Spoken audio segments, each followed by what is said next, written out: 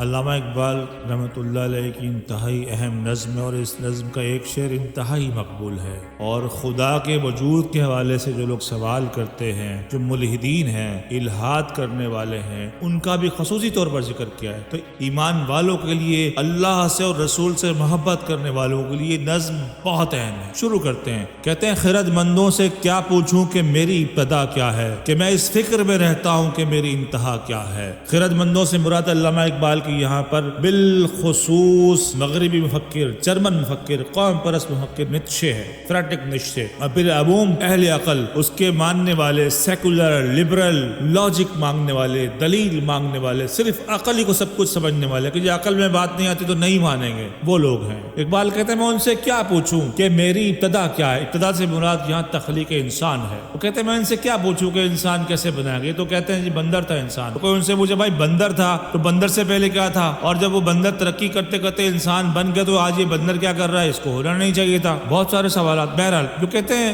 یہ میرا مسئلہ نہیں ہے، یہ میں نہیں سوچ سکتا، کیونکہ میری جو عقل ہے، میری جو خرد ہے، وہ میرے دل کے تابع ہے، دل کے ماتحت ہے، اور میرا دل کسی اور کا غلام ہے، اس کا نام ہے حضرت محمد مصطفیٰ صلی اللہ علیہ وآلہ وسلم۔ حضور علیہ الصلوۃ والسلام کا میرا دل غلام۔ جب میرے حضور نے بتا دیا کہ اللہ نے آدم علیہ السلام کو بنایا اور میں اولاد آدم ہوں، تو میں اپنی فکر کے تمام دروازے یہاں بند کرتا ہوں۔ اور بیکار آگے دلیل دے رہے، جذباتی بات نہیں ہے، آگے دلیل دے رہے، فرماتے ہیں کہ میں اس فکر میں رہتا ہوں کہ میری انتہا کیا ہے۔ تم ماضی میں پڑے رہو کیونکہ تمہارا مقصد کچھ اور ہے، تم جو خدائیاں کر رہے ہو، آثار قدیمہ نکال لو، تمہارا مقصد کچھ اور ہے، تم تاریخ کے ذریعے مذاہب کو جھٹلانا چاہتے ہو، لیکن تم کبھی اس میں کامیاب نہیں ہو۔ کہتے ہیں لیکن میں اس فکر میں رہتا ہوں، تم کہتے ہو کب اور کیسے انسان بنا، لیکن میں اس فکر میں رہتا کیونکہ وہ میرا مسئلہ میرے رسول نے حل کر دیا، اور آگے مجھے راستہ دے دیا کہ میری انتہا کیا ہے، میری منزل کیا ہے، میں کیوں بنایا گیا۔ یہ ہے اصل سوال۔ ہاں میں کیوں بنایا گیا، دنیا میں کیوں بھیجا گیا۔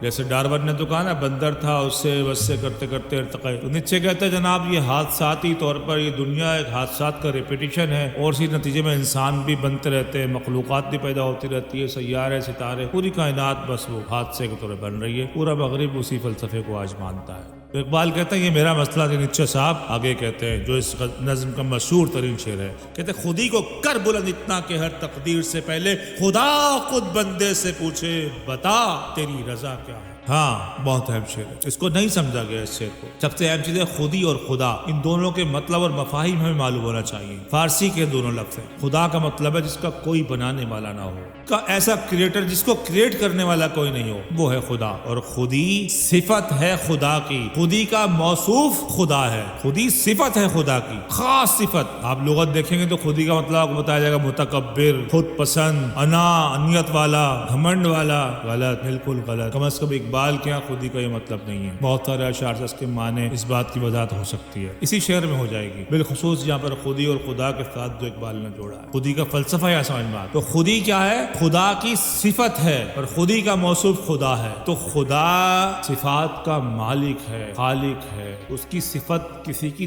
دی بھی نہیں ہے، وہ ان کا مالک ہے، اور مخلوق ان صفات کی محتاج ہے جو خدا نے ان کو مختصر لمیٹڈ انداز میں دی ہے۔ جیسے حی، اللہ کی صفت ہے، زندہ، ہمیشہ زندہ رہے گا، حی القیوم، ہمیشہ قائم رہے گا زندگی والا۔ لیکن حی انسان بھی، اس وقت میں بھی حی ہوں، لیکن لمیٹڈ۔ میری زندگی میرے خدا نے دی ہے مجھے، میں مالک نہیں ہوں، کہ فرق ہے میرے حی ہونے میں اور خدا کے حی۔ تو ذاتی صفت خدا کی اور عطائی صفت مخلوق کی۔ تو خودی کون سی صفت ہے؟ خودی خاص خدا سے ریلیٹ ہے، ہاں بن جانے سے ریلیٹ ہے۔ تو خودی کا مطلب ایک اس میں واقعہ بھی ہے، اور خودی کا اصل میں مطلب یہ ہے، اقبال جو نیتشے کو سمجھانا چاہ رہے ہیں، خودی کو کر بلند اتنا کہ ہر تقدیر سے پہلے خدائی صفت ہے۔ اور بندے میں جب یہ عطائی صفت پیدا ہوتی ہے، کب پتہ چلتا ہے کہ اس میں خودی پیدا ہو گئی ہے؟ تو میرے بھائیو سیدھی سی بات ہے، جو صفت بندے کو خدا سے قریب کر دے، فاصلہ خدا اور بندے کے درمیان جو بندے نے پیدا کر رکھا ہے، خدا نے نہیں، خدا تو شرک سے زیادہ نزدیک ہے، لیکن بندے نے پیدا کر رکھا ہے اپنی حرکتوں کی وجہ سے، تو جو صفت اس فاصلے کو کم کر دے وہ خودی ہے۔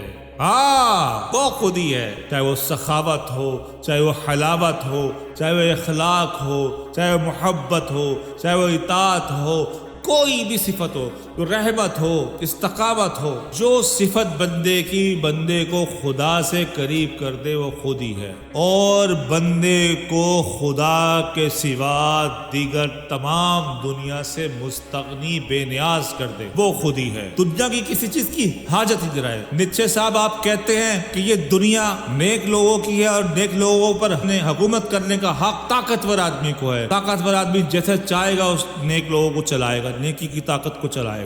نہیں نہیں نہیں نہیں، آپ کی فکر دنیا سے محبت پیدا کرتی ہے، دنیا کی چاہ پیدا کرتی ہے، انسانوں پر حکومت کرنے کی خواہش پیدا کرتی ہے، ظلم کرنے کی خواہش پیدا کرتی ہے، لیکن اسلام کوئی اور تعلیم دے رہا ہے، کوئی اور فکر آپ نے پیدا کر رہا ہے، اسی فکر کی علامہ اقبال نشاندہی کر رہے ہیں۔ خودی کو کر بلند اتنا کہ ہر تقدیر سے پہلے ایسے اوصاف پیدا کر خدا سے اتنے قریب ہو جا، اتنا اس کے قریب ہو جا، اس کی رضا سے قریب ہو جا، دنیا کو پسے پشت ڈال دے، ایک طرف اس دنیا ہے اور ایک طرف یہ دنیا کا بنانے والا ہے، یا تو دنیا کو چاہ یا دنیا کو بنانے والے کو چاہ، جب تو دنیا کے بنانے والے کو چاہے گا وہ بنانے والا تیرے قریب ہو جائے گا اور تجھ سے کہے گا اے میرے بندے تو نے دنیا کو جو میں نے بڑی پرکشش بنایا، اس کے اندر تیرے لیے خوبصورتیاں رکھی، ہاں رعنائیاں رکھی، تیرے نفس کی خواہشیں رکھی، تو نے اس دنیا کو میرے سامنے چھوڑ دیا میرے بندے، اب بتا مجھے تو چاہتا کیا ہے؟ ہاں یہ خودی، یہ اسلام دیتا ہے۔ حضرت سیدنا ابوبکر صدیق رضی اللہ تعالیٰ عنہ، علامہ اقبال نے ایک نظم لکھی صدیق کو پڑھیے،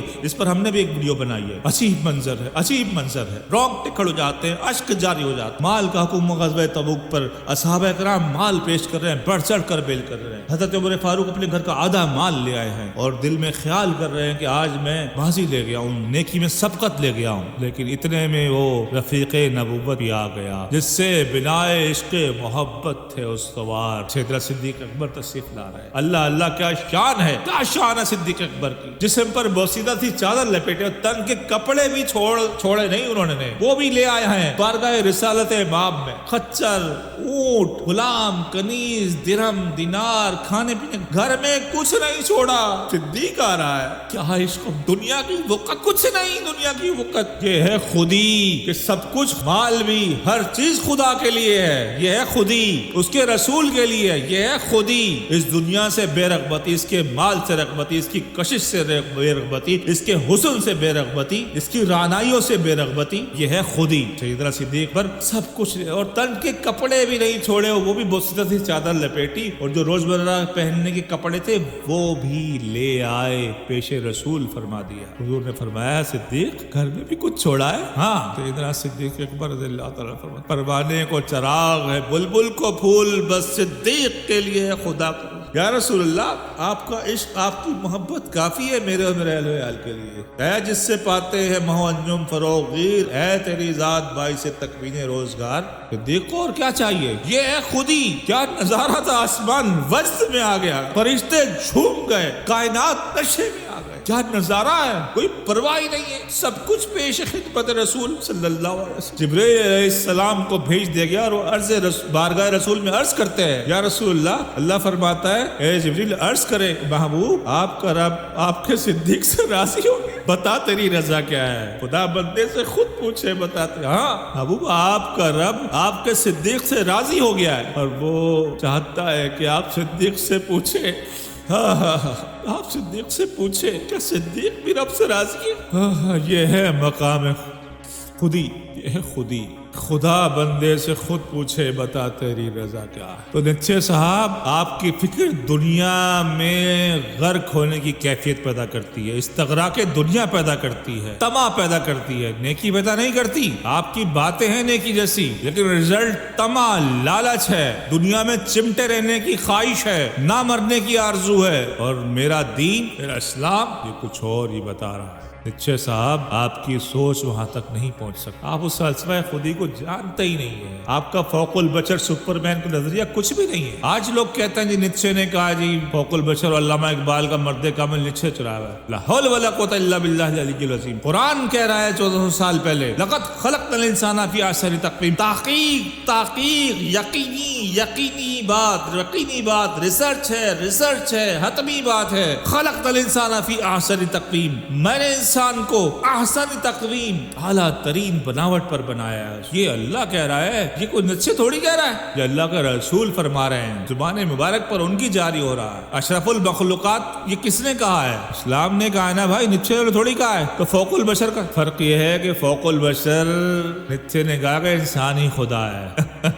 اس صدی کا سب سے بڑا لطیفہ، اقبال ہی کے بعد اشعار کی بحث میں اس بات کو ہم آگے بیان کریں گے، بیان بڑا ہو جاتا ہے، لوگ بور ہو جاتے ہیں۔ تو خودی کو کر بلند اتنا کہ ہر تقدیر سے پہلے خدا بندے سے خود پوچھے، بتا تیری رضا کیا ہے۔ جو صفت بندے کو خدا سے قریب کر دے وہ خود ہی ہے، جو صفت بندے کو دنیا سے بے نیاز کر دے وہ خود ہی ہے۔ صحابہ کرام کی مثالیں، اولیاء کرام کی مثالیں، قرون اولیٰ کی مثالیں پڑھیے تو یہ ہے فلسفہ خودی، اس کو سمجھنے کی ضرورت ہے، اور یہی سے بڑی علامت ہے یہ خودی جس میں پیدا ہو گئی وہ دنیا پہ رول کرے گا، حکومت کرے گا دنیا پر، اور ایسی حکومت، ہائے ہائے ہائے کیسی حکومت، یہ خودی والی حکومت۔ ایک تو نیچے کی حکومت ہے، ایک تو نیچے کی حکومت ہے جسے مغرب کہتے ہیں، اوہ آج کی دنیا نیچے کے فلسفے پر قائم ہے، اور ایک حکومت میرے مولا علی کی ہے، کہیے سبحان اللہ۔ آل رسول اور رسول پاک پر درود پڑھی، اللہم صلی علی سیدنا عظیمنا و کریمنا و رحیمنا و رؤوفنا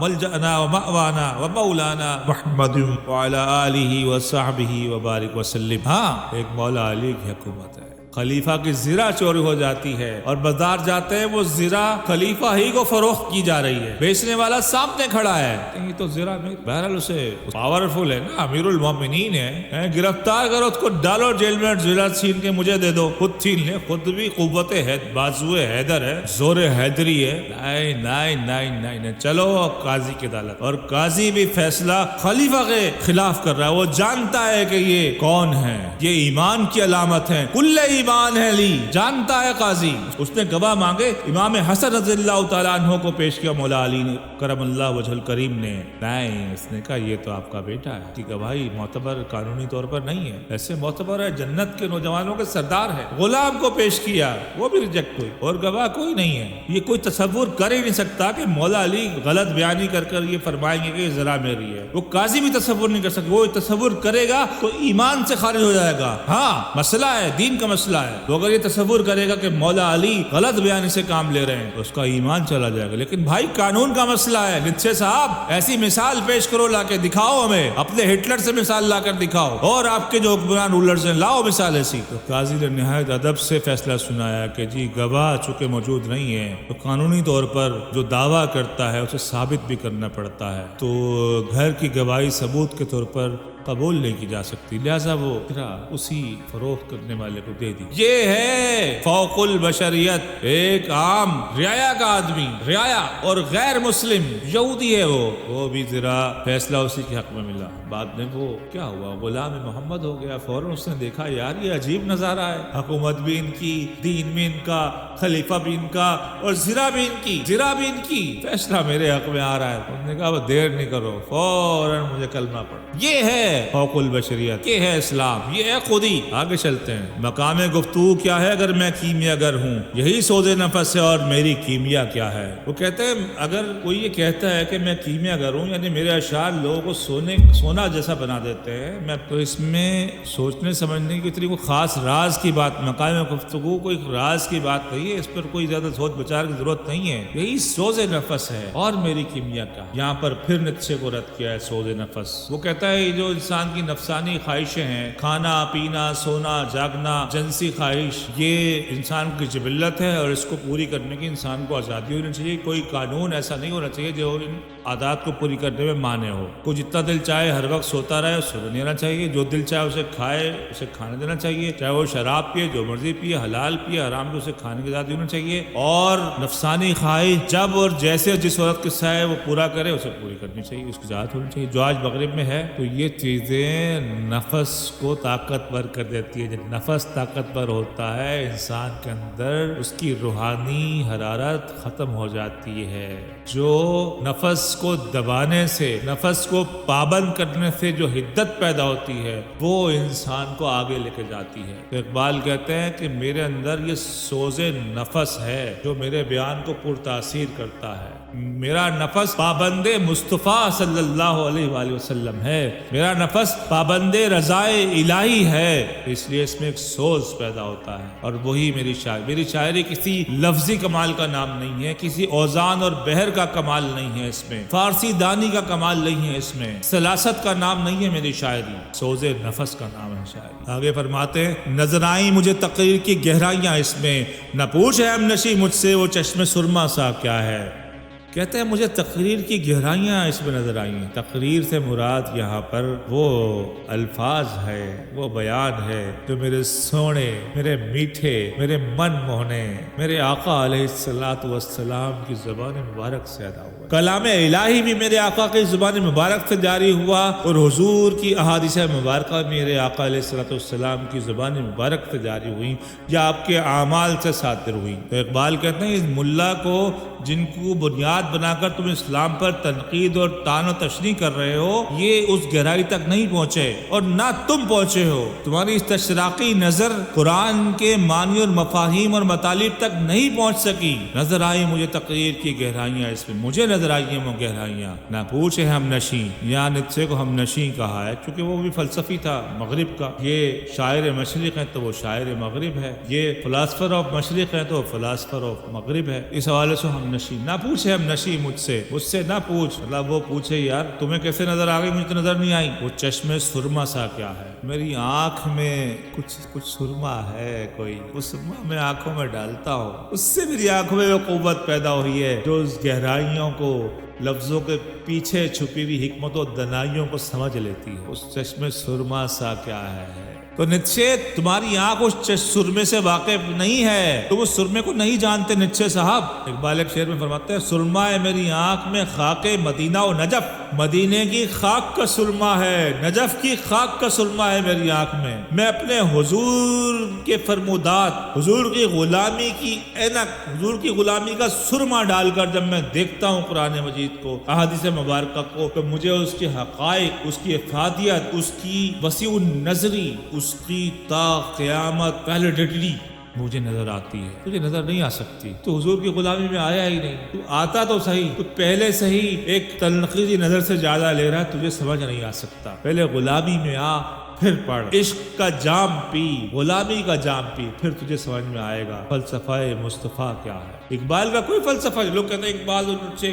اقبال کا اپنا فلسفہ کوئی نہیں ہے بھائی. نتشے کا ہوگا اپنا فلسفہ, اس نے بھی مستعار لی ہے بہت ساری باتیں. اقبال کا فلسفہ, اقبال بسقلی مترجم قرآن ہے, وہ اسلام کی حقیقی شکل پیش کرنے کی کوشش کرتا ہے. آگے پھر براہ راست مخاطب کرتے ہیں نتشے کو, کہتے ہیں اگر ہوتا وہ مجذوب فرنگی اس زمانے میں تو اقبال اس کو سمجھاتا مقام کبریا کیا ہے. مجذوب فرنگی, مجذوب کے معنی وہ نہیں ہے جو ہمارے مجذوب کو تصوف میں سمجھا جاتا ہے کہ اللہ کی محبت میں اپنے حال سے بیگانہ ہو جانے والے شخص کو بھی مجذوب کہتے ہیں. دیوانگی اس حالت کو ہے کہ ہوش ہی نہیں ہے, تو یہ مجذوبیت کی کیفیت تصوف میں کہلاتی ہے. تو یہاں وہ مجذوب نہیں ہے بیسیکلی, چونکہ وہ نفسانی خواہشات کو بہت اہمیت دیتا ہے, تو اس حوالے سے جذب, نفسانی خواہشات کے جذب کی وجہ سے اسے مجذوب کہا ہے. تو مجذوب فرنگی اگر آج ہوتا, وہ 20-25 سال پہلے دنیا سے چلا گیا ہے, میری اس سے ملاقات نہیں ہو سکتی. اگر ہوتی تو میری خواہش تھی. تو اقبال اس کو سمجھاتا مقام کبریا کیا ہے. بلند ترین مقام رب کائنات یہ انسان کی شہرت سے زیادہ نزدیک، وہ تو قریب ہے، انسان اس سے دور ہے۔ تو میں جانتا ہوں مقام کبریا بلند اعلیٰ ترین مقام۔ آپ کو مقام کا مطلب تو آپ کو پتا ہے، تو ایک مقام وہ بھی ہے نا کہ جب وہ جبرائیل علیہ السلام نے حضور آگے میرے پر چلتے ہیں، حضور آگے آپ کا سفر ہے، آپ جائیں، آپ کا رب منتظر ہے، میرے پر چلتے ہیں، مقام ہے نا سدرۃ المنتہا سے بھی آگے۔ تو اقبال کہتا ہے میں وہ جو کہتا ہے نا کہ بلندی انسان کی یہی ہے کہ وہ حکومت کرے اور اس طرح کا وہ یہ کرے وہ کرے، وہ کہتا ہے انسان ہی خدا ہے۔ تو اقبال کہتے ہیں کہ میں اس کو سمجھاتا کہ خدا ہے کیا، خدا کا نظام کیا، وہ اس نے یہ سب کچھ کیوں بنایا ہے، کیسے بنایا ہے، کس لیے بنایا ہے، کہ مقاصد کیا ہے، انسان کو کیا ٹارگٹس دیے ہیں، یہ ساری چیزیں وہ نہیں جان سکا۔ لیکن اگر وہ مجھے مل جاتا تو مجھے یقین ہے میری ملاقات ہوتی تو وہ میری بات سمجھ جاتا، لیکن بدقسمتی سے وہ اور میں نہ مل سکے۔ آگے کہتے ہیں نوائے صبحگائی نے جگر خوں کر دیا میرا، خدایا جس خطا کی یہ سزا ہے وہ خطا کیا ہے۔ کہتے ہیں نوائے صبحگائی، صبح اٹھ کر جو میں فریاد کرتا ہوں، نوا آواز صدا۔ علامہ اقبال اکیڈمی میں جائے، قرآن مجید موجود ہے۔ علامہ اقبال کی تلاوت کی وجہ سے اس کے جا بجا اوراق پر آنسوؤں کے نشانوں سے قرآن مجید کے اوراق بھرے ہوئے ہیں۔ اور یہ صبح فجر کے بعد علامہ اقبال کی یہ عادت ہے، مسلسل عدم مرگ یہ رہی ہے تلاوت قرآن۔ بچپن سے روتے تھے، قرآن پڑھتے تھے اور روتے تھے۔ علامہ اقبال رحمۃ اللہ علیہ کی عادت ہے، قرآن پڑھتے تھے اور روتے تھے، گریا کرتے تھے، آہیں بھرتے تھے، نالا بلند کرتے تھے، خدایا جس خطا کی یہ سزا ہے وہ خطا کیا ہے۔ تو یہاں جو خطاوار، بیسیکلی اقبال کو اپنا تو کوئی درد تھا نہیں، اقبال کو امت کا درد تھا، زوال امت مسلمہ سے وہ پریشان۔ تو وہ سزا اور خطا کیا ہے، تو اس کو انہوں نے جواب شکوہ میں بیان کر دیا ہے۔ تو انشاءاللہ بہت جلد ہم اس کی بھی تشریح کریں گے۔ تو بہرحال وہ یہاں پر اس آخری شعر میں وہ رب کائنات اپنے مالک حقیقی، اپنے اللہ کو مخاطب کر کے کہتے ہیں کہ اللہ صبح اٹھ کر میں جو روتا ہوں، کڑتا ہوں، تیرا قرآن پڑھتا ہوں، ایک طرف قرآن کے ارشادات، قرآن کے فرمودات میرے سامنے آیا ہوتے ہیں، ان کی اہمیت، ان کی طاقت آیا ہوتی ہے، اور دوسری طرف امت کا یہ ذبح حالی، یہ غلامی دیکھتا ہوں، دونوں کا آپس میں کوئی ربط نہیں ہوتا، اور جگر میرا پھٹنے کو ہے، غم شدت غم سے جگر پھٹنے کو ہے۔ تو کیوں یہ امت زوال کے شکار ہے؟ خدا یہ کس بات کی سزا ہے؟ سزا کیا ہے؟ امت کے اس حال کی وجہ سے نیچے جیسے لوگ، دیگر مستشرقین اسلام پر انگلیاں اٹھاتے ہیں، تیرے وجود پر انگلیاں اٹھاتے ہیں میرے مالک۔ کہتے ہیں کہ تیرے ماننے والوں اگر خدا ہے تو ان کا حال یہ کیوں ہے، اس کے ماننے والے غلامی میں مبتلا کیوں ہیں؟ وہ قرآن کو نہیں جانتے، وہ تیرے پیغام کو نہیں سمجھ پاتے، وہ آئینے کے طور پر تیری ماننے والے کے حال کو دلیل کے طور پر لاتے ہیں۔ میرے مالک اس سے میرا جگر پھٹ جاتا ہے۔ تو اس امت کو خطا بہرحال یہی ہے مراد کہ آگاہ پیغام قرآن سے یہ امت نہیں ہے، اپنے رسول سے آگاہ نہیں ہے۔ یہ جو مجھ سے غلطی کوتاہی ہو، دعا کرے اللہ تعالیٰ اسے معاف فرمائے، اور اگر میری بات سے آپ متفق نہ ہو تو میری تمام گفتگو کو ایک رائے سمجھیے گا، یہ صرف ایک رائے ہے جو ساری کی ساری غلط بھی ہو سکتی ہے۔ میں نے جس طرح سے اس کو بہتر سمجھا، میں سمجھتا ہوں کہ اس طرح سے اقبال نے کہا، میں نے آپ کے سامنے بیان کر دیا۔ دعا کریں کہ اللہ تعالیٰ میرے والدین کی عمر دراز کرے، میرے والد صاحب کے لیے دعا کریں، میری والدہ کے لیے دعا کریں کہ اللہ تعالیٰ ان کو صحت کامل عطا فرمائے۔ وآخر دعوانا ان الحمد للہ رب العالمین، والصلاة والسلام علی سید الانبیاء والمرسلین وعلی آلہ وصحبہ اجمعین۔